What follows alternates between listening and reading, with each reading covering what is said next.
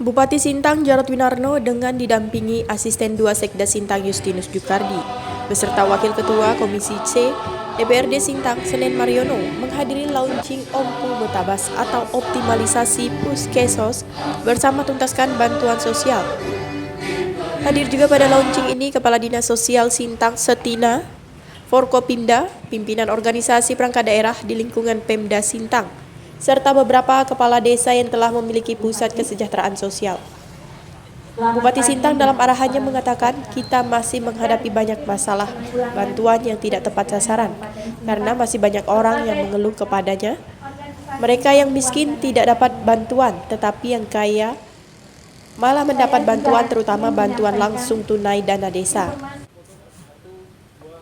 Selain itu ada juga yang mengeluh hilangnya nama mereka sebagai penerima bantuan. Hari ini kita akan melaunching Ompu Betabas. Tabasnya dada. Saya jadi tabas, bulamnya dada. Ompu Betabas. Puskesos Betabas bersama tuntaskan bantuan sosial. Jawaban Puskesos bisa menjadi pusat pelayanan, pengaduan, dan rehabilitasi semua kesalahan yang ada. Dengan adanya Puskesos bisa meningkatkan kualitas pelayanan kita pada masyarakat.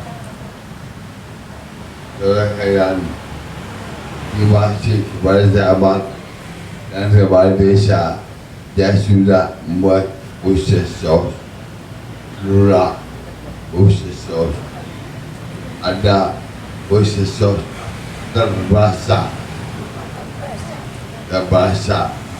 beransai, bagi meja tabas,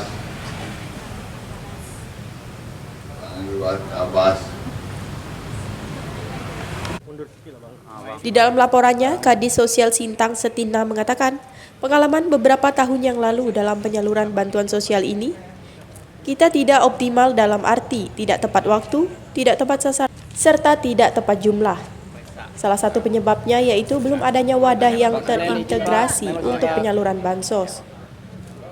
Kesalahan dalam penyaluran bantuan sosial, sehingga bantuan sosial ini tidak dapat optimal sampai kepada masyarakat, tidak tepat waktu, tidak tepat sasaran, dan tidak tepat jumlah.